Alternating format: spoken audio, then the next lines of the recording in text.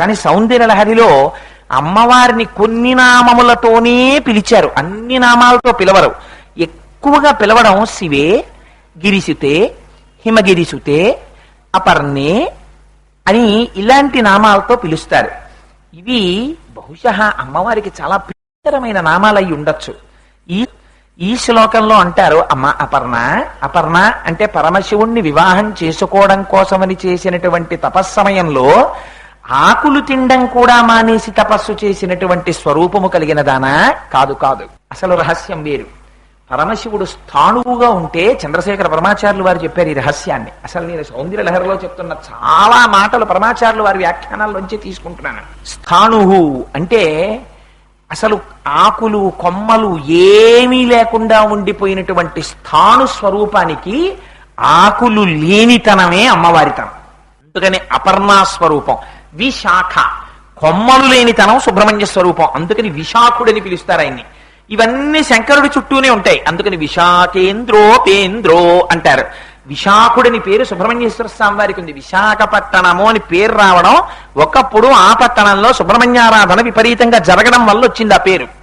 సరే, అందుచేత ఇక్కడ శంకరులు అంటారు, అమ్మా అపర్ణ, నీ కళ్ళని చూసిన దగ్గర నుంచి దొంగతనం చేసి చేపలు బయట తిరగడం మానేశాయమ్మా అన్నాడు. అదేమిటి శంకర, చేపలకి అమ్మవారి కళ్ళకి సంబంధం ఏమిటి అని అంటారేమో అని శంకరులు ఒక గొప్ప విషయాన్ని చెప్పారు.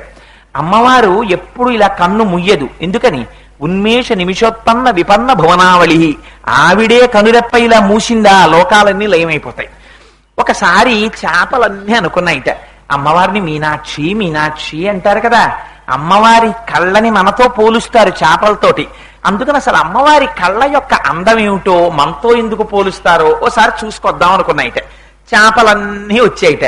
ఎప్పుడైతే అమ్మవారి కళ్ళతో పోలిక చేపలకుందో పుట్టింటి వైపు వాళ్ళు వస్తే తిన్నగా వంటింట్లోకి వెళ్ళిపోయినట్టు, అత్తవారి వైపు వాళ్ళు వస్తే ముందు కొంచెం పక్కనే నిలబడతారు. నిలబడి వదిన గారు అని గౌరవంగా మాట్లాడతారు తప్ప పుట్టింటి వారంత స్వతంత్రంగా లోపలికి వెళ్ళరు.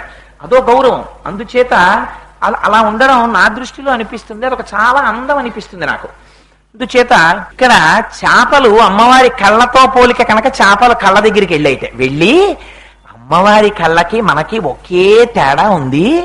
అమ్మ అసలు కనురెప్ప వేయదు, మనము కనురెప్ప వేస్తుంటాం. కనురెప్ప వెయ్యకుండా ఉండగలిగినటువంటి శక్తి అమ్మవారి కళ్ళలోంచి దొంగతనం చేద్దామని దొంగతనం చేసేట. దొంగతనం చేస్తే ఏ ఇంట్లో దొంగతనం చేస్తే ఆ ఇంట్లో వాళ్ళకే కదా ముందు తెలిసేది. ఎవరికి చెప్తారు? ముందు పక్కింటి వాళ్ళకి చెప్తారు, ఉండదు దొంగలు పడ్డారు రాత్రి మా ఇంట్లోని. వెంటనే ఈ కళ్ళేంచేసేట చెవుల దగ్గరికి వెళ్ళి, మీకు తెలుసా రాత్రి చేపలు మాకు దగ్గరికి వచ్చి అమ్మవారి కనురెప్ప వెయ్యకుండా ఉండగలిగిన శక్తిని చేపలు దొంగిలించాయని చెవులకి చెప్పేట. ఇవి చేపలు విన్నాయిట. విని ఓహో మన బతుకు మనం చేసిన దొంగతనం ఇవాళ చెవులకి తెలిసింది, ఈ చెవులు రేపు ఇంకోటికి చెప్తాయి, లోకమంతా మన్ని చూసి చాలే పెద్దబడాయి, నువ్వు కనురెప్ప వేయకుండా ఉండగలిగిన శక్తి అమ్మవారి కళ్ళల్లో దొంగతనం చేసుకొచ్చావని రేపు పొద్దున్న అందరూ దెప్పి పొడుస్తారు పైన కనపడితే అని. అమ్మ లోకంలో పైన కనపడకుండా నీళ్ల అడుగున తిరుగుతున్నాయమ్మా చేపలు, అందుకని బయట కనపడమన్నారు. ఎంత ఊహ చేశారో చూడండి. అందుకని తవాపర్ణే కర్ణే జపనయనపై శూన్యచకితా నిలీయంతే తో ఏ నియతమనివేశాశఫరికా ఇయంచ శ్రీర్బద్ధచ్చదపుటక వాటంకువలయం జహాతి ప్రత్యూషే నిశచ విఘటయ్య ప్రవిశతి. నల్ల కలువలు అనుకున్నాయిట, మనకు కూడా గొప్ప పేరుంది కదా, అమ్మవారి కళ్ళు నల్ల కలువల్లో ఉంటాయంటారు కదా, మనం కూడా అమ్మవారి కళ్ళతో పోలుస్తారు కదా, వీళ్ళు అమ్మవారి కళ్ళ దగ్గర ఒకసారి చూసొద్దామని చెప్పి నల్ల కలువలన్నీ అమ్మవారి కళ్ళ దగ్గరికి వెళ్ళేట. వెళ్ళి అమ్మవారి కళ్ళ వంక చూసేయట, సిగ్గుపడిపోయేట.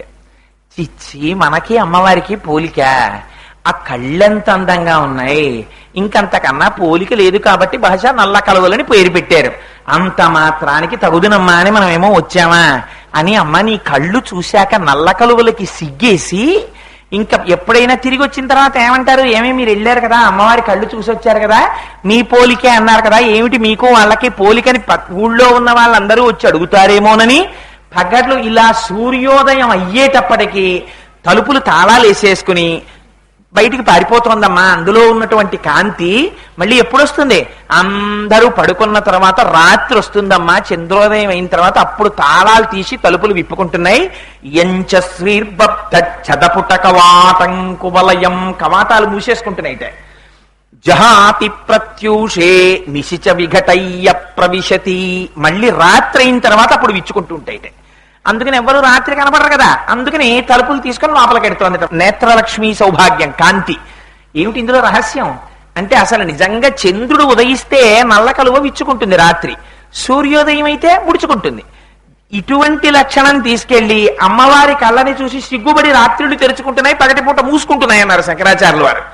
అమ్మవారి నేత్ర సౌందర్యం గురించి శంకరులు ఎన్ని ప్రయోగాలు చేసేశారో చెప్పలేను. నిజంగా 10 రోజులు ఆ ఒక్కటే వ్యాఖ్యానం చేయొచ్చు, కానీ మనకి సమయం లేదు కనుక అంత నేను చేయలేదు. విశాల కళ్యాణి స్ఫుట రుచిరయోధ్యా కుబలయై కృపాధారాధారా కిమపి మధురా భోగవతిక అవంతి సృష్టిస్తే బహునగర విస్తార విజయ అని అమ్మవారి కళ్ళల్లో మహానగరాల్ని దర్శనం చేయించేస్తారు.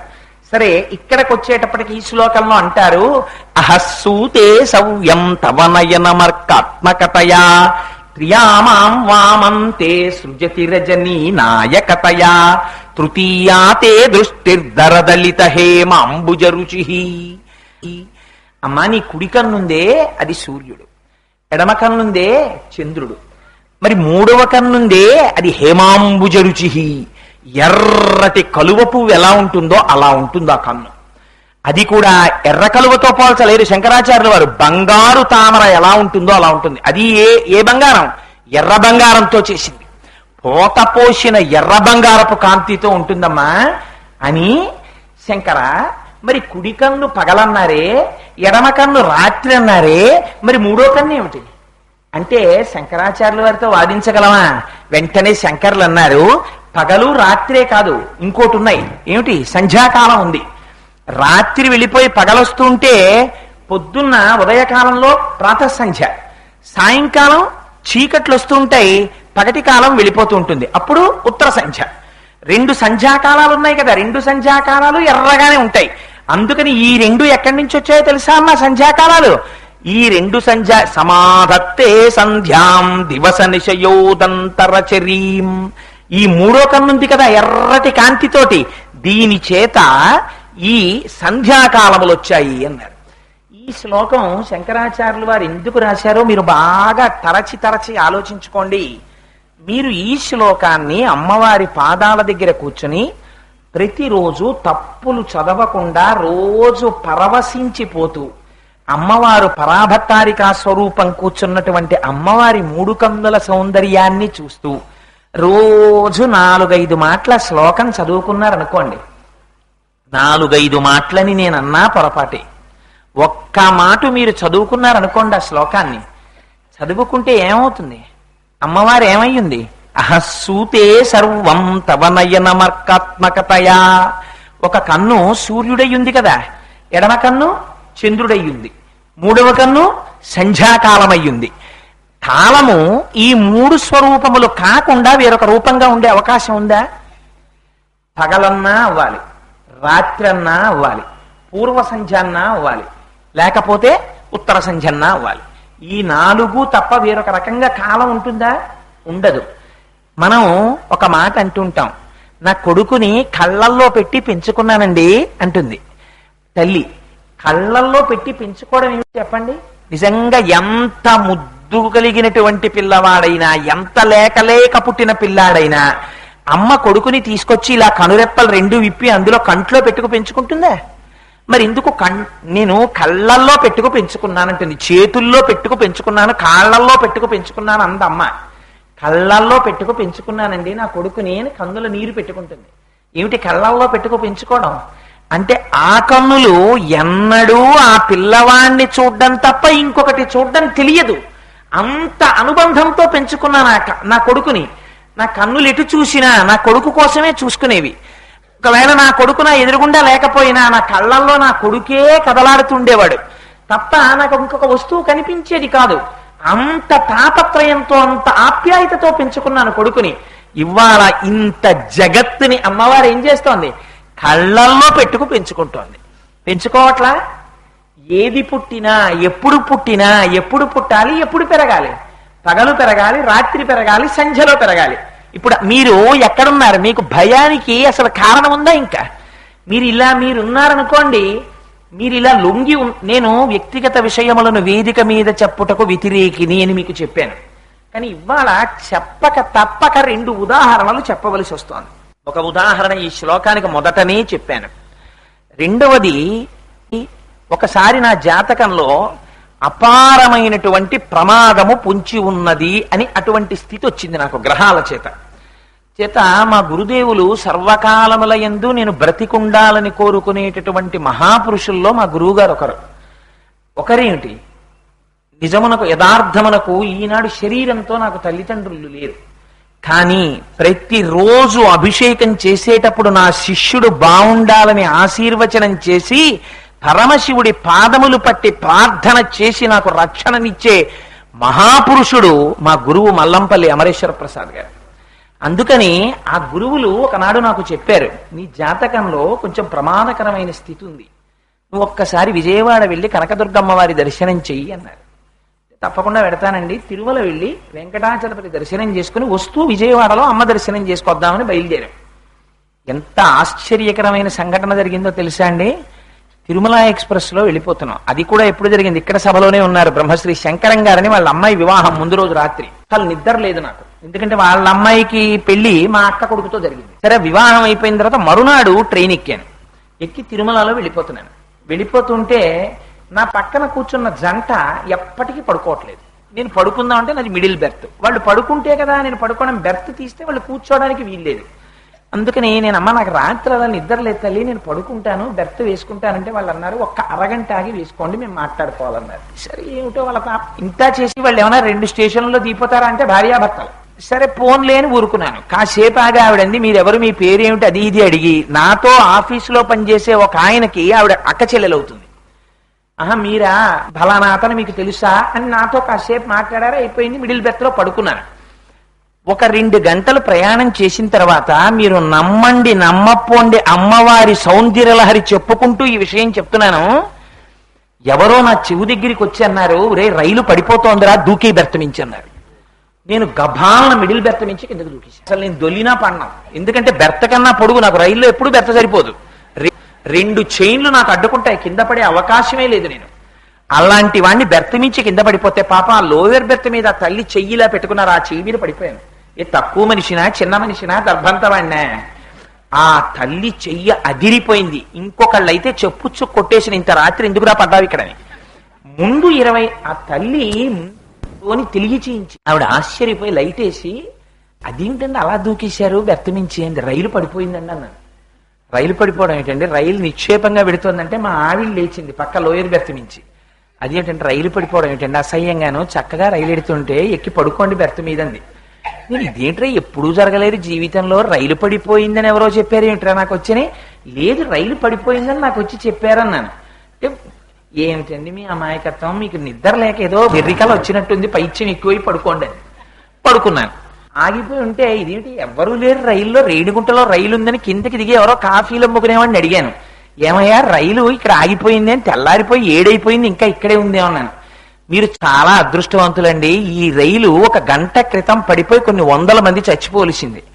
అనుకోకుండా లాస్ట్ మినిట్ లో డైరెక్షన్ మార్చి గూడ్స్ వదిలేరు, ఆ గూడ్స్ మొత్తం పడిపోయింది, అందుకని ఈ ట్రైన్ ఉండిపోయిందని.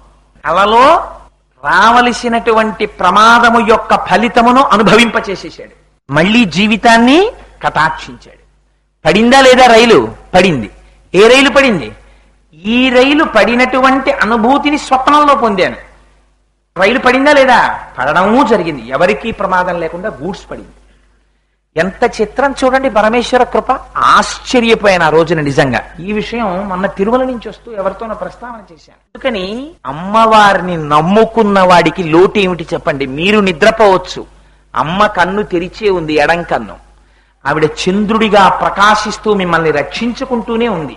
ఆనాడు రాత్రి మేము నిద్రపోతే నా బిడ్డని నాకు ఇచ్చింది ఎవరు? కుడికంటిగా ఆవిడ ఈ కన్ను తెరిచి పగలంతా మిమ్మల్ని రక్షిస్తోంది. సంధ్యాకాలములుగా ఈ కంటితో ఆవిడ చూస్తూనే ఉంది. కళ్ళల్లో పెట్టుకుని మా అమ్మ నన్ను చూసుకుంటుంటే నాకు బెంగేమిటి? ఇదిగో ఇది నేర్పడానికి శంకరాచార్యులు వారు బెంగ వదిలేయి, భయం వదిలేయి, నీతో ఊపిరి తీయిస్తున్న అమ్మ మీ అమ్మ. ఆ పరాశక్తికి నీ యోగక్షేమాలు చూడడం చేత కాదురా, నువ్వు ఎందుకు బెంగ పెట్టుకుంటావు? ఆ అమ్మని నమ్ముకుని, అమ్మా పగలు నువ్వు, రాత్రి నువ్వు, 2 సంధ్యలు నువ్వు అని రోజు అమ్మ దగ్గరికి వెళ్ళి, అమ్మా నన్ను నీ కళ్ళల్లో పెట్టుకు చూసుకుంటున్నావమ్మా, అలాగే రోజు రోజు రోజు నన్ను నీ కళ్ళల్లో పెట్టుకుని చూసుకుని నన్ను రక్షించమ్మా అని అనకు. అలా అంటే అమ్మ దగ్గరికి వెళ్ళి, అమ్మా నన్ను నీ కళ్ళల్లో పెట్టుకు చూసుకో అనాలా? అనక్కర్లేదు. అమ్మా చూసుకుంటున్నావను. ఎలా అంటావు? ఇలా అను. అమ్మా ఒక కన్ను నిన్ను కాదు చూసుకుంటున్నది, సమస్త జగత్తుని చూస్తోంది ఆవిడ. ఇది ఎరుక లేకుండా పోతోందంతే. ఈ మాట చెప్పు, తల్లి ఎంత పొంగిపోతుందో.